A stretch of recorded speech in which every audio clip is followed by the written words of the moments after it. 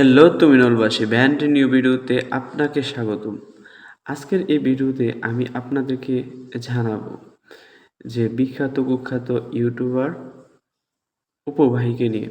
এই উপবার ছোটবেলা নাপিত ছিল এবং সে কিভাবে এত বড় একজন ইউটিউবার হয়ে গেল সেই সম্বন্ধে।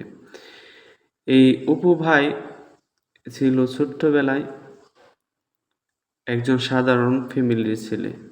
সে নাপিতগিরি করুক যা কিছুই করুক, তার মাথার চুল ছিল একদম লাল কুচকুচে। এভাবে সে টিকটকের মধ্যে টিকটক করতো, করতে করতে করতে করতে এই অপু ভাই অনেক বড় হয়ে যায়। অনেক বড় হওয়ার পর কিছুদিন আগে আপনার বড় বড় নিউজ চ্যানেলের মধ্যে তাকে নিয়ে নিউজ করা হলো, কিন্তু তার শীর্ষবিন্দু সেই সময় চুল লাল করতো। এই চুল কালার করার জন্য অনেক বাবা মা তার ছেলে সন্তানকে মারধর করেছে, কেন চুল বড় করে করে লাল করে। এটা আমার মনে হয় যে অপু ভাই শিষ্যরাই হবে। আচ্ছা, সে যাই হোক, তবে একটা কথা হয়েছে কি, যে দিন যেতে লাগলো অপু ভাই আস্তে আস্তে করে বড় হতে লাগলো। একটা সময় অপু ভাইকে বাংলাদেশ থেকে এত বড় হয়েছে যে তাকে বাংলাদেশ থেকে বিতাড়িত করা হয়েছে। বিতাড়িত করে তাকে দুবাইতে পাঠিয়ে দেওয়া হয়েছে। দুবাইতে গিয়ে অপু ভাই বিশাল বড় একটা মেয়ে মানুষ পেল, পাকিস্তানি। অনেকে তো এটাও বলে যে এটা নাকি পাকিস্তানি খাবি। কিছুদিন আগে সোশ্যাল মিডিয়াতে যেটা ভাইরাল হয়েছে, এটা হচ্ছে যে লাম্বরগিনি কিনছে।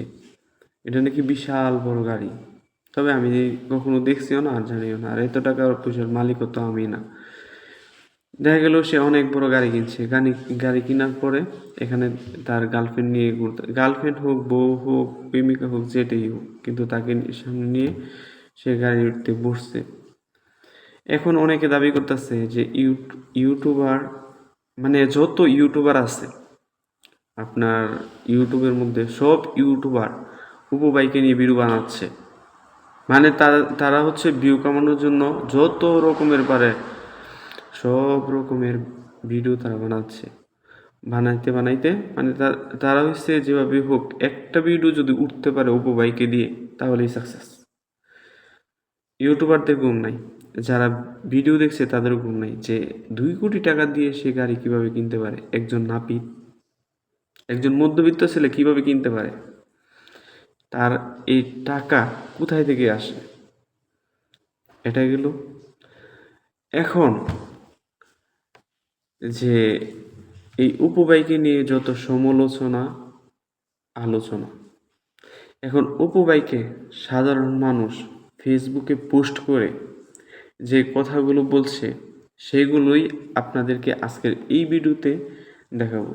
চলুন সেই সাধারণ জনগণের কমেন্টসগুলো দেখা যাক। গতকাল থেকে অপু নাপিত ল্যাম্বরগিনি গাড়ি কেনার ভিডিও দেখে অনেকেই ভাবতেছে পড়াশোনা কি আসলেই লজ প্রজেক্ট। না, মোটেও না। অপুর কাছে বা টিকটকের কাছে ওর লাইফটা ডেফিনেটলি সাকসেসফুল। কিন্তু আপনার কি একটাবারও অপুর টিকটকের ভিডিও করার মতো মন মানসিকতা আছে, বা কখনোই ইচ্ছে হয়েছে? আশা করি হয় না। এটাই আপনার রুচিবোধ, যা আপনি শিক্ষার মাধ্যমে অর্জন করেছেন। এই রুচিবোধের স্যাটিসফ্যাকশন লেভেল ল্যাম্বরগিনি গাড়িটার চাইতেই দামি। এটা একটা মেয়ে পোস্ট করেছে, তার কমেন্টসগুলো আপনাদের দেখাচ্ছি। একজনে কমেন্টস করেছে, সে অতীতে নাপিত ছিল, এখন তার নাপিত না। তাকে হেই করার তো কোনো কিছুই নাই। সে নাপিতগিরি করত, এটা তার চুরিচামারি করার সমতুল্য না।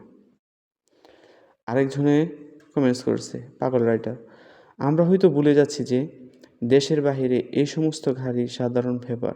অতএব ও গাড়িগুলো ভাড়া পাওয়া যায় নিশ্চিন্তে, আমরা আর রেজিস্ট্রেশন দেখতে চাই না। আরেকজন কমেন্টস করেছে, বর্তমান যুগে বিনা পারিশ্রমিক টাকা উপার্জন করার একমাত্র উপায় হচ্ছে গণমাধ্যম, আর এটাতে যে যত নগ্ন হতে পারবে এবং যত নিচে নামতে পারবে সে তত ভাইরাল। তবে সবাই খারাপ নয়, আর এইগুলো অল্প সময়ের জন্য। যে আল্লাহর কাছে দুনিয়ার চাই, আল্লাহ তাকে দুনিয়াতে সব কিছু দিয়ে দেন, কিন্তু পরকালের জন্য তারা কিছু ভাবেন না। সাইফুল ইসলাম কমেন্ট করেছেন, আমরা শিক্ষিত হয়েছি, এখন এটা বলা ছাড়া আর আমাদের উপায় নাই, কিন্তু বাস্তব ভিন্ন কথা। টাকা ছাড়া দুনিয়াতে দাম নাই। হায়দার আল হাদি তিনি কমেন্টস করেছেন, আমাদের এই বর্তমান জেনারেশনকে এই বিষয়টাকে বুঝতে পারলেই আমাদের ভবিষ্যৎটা সুন্দর হবে। মেহেদী আসিফ লিখেছেন, লাম্বরগিনি ভাড়াও পাওয়া যায় ও দেশে কিনতে হবে এমন কথা নেই।